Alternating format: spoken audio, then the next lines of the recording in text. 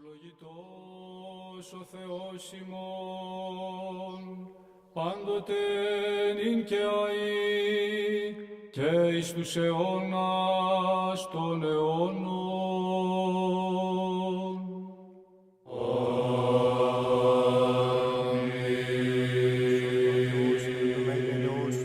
Πλήθος των νυκτυρμών σου εξάλληψον το όνομά μου, επιπλέον πλύνον με από της ανομίας μου και από της αμαρτίας μου καθαρισόν με, ότι την ανομίαν μου εγώ γινώσκω και η αμαρτία μου ενωπιών με στη διαπαντός, σήμωνο ήμαρτον και το πονηρόν ενωπιών σου επίησα, όπως αν δικαιωθείς εν της λόγης σου και νικήσεις εν το κρίνεσθέσαι.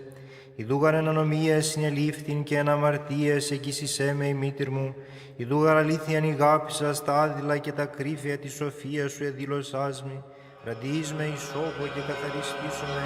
ημείς με και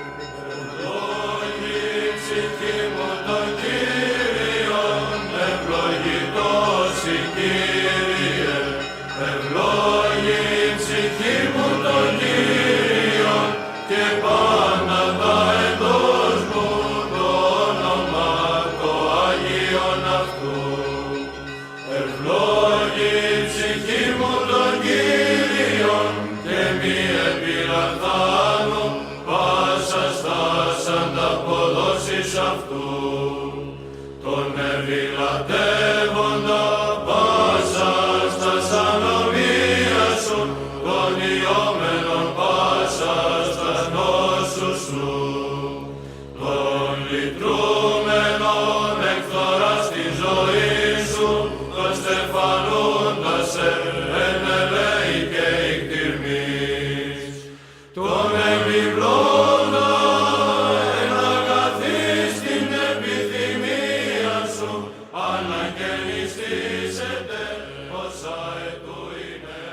ότι σου. Εισάκουσον της προσευχής μου ενώτισε την δέησιν με εν τη αληθεία σου, εισάκουσον μεν τη δικαιοσύνη σου και μη εισέλθεις εις κρίσιν μετά του δούλου σου, ότι ου δικαιωθήσετε ενώπιον σου πας ζών, ότι κατεδίωξεν ο εχθρός την ψυχήν με ταπείνωσιν εις γην την ζωήν μου, εκάθισέ με εν σκοτεινής ως νεκρούς αιώνος, και η κηδίασεν επ' εμέ το πνεύμα μου εν εμία ταράχθη καρδία μου, εμνείς την ημερών αρχαίων εμελέτησα εν πάση της έργης σου εν ποίημαση των χειρών σου εμελέτων,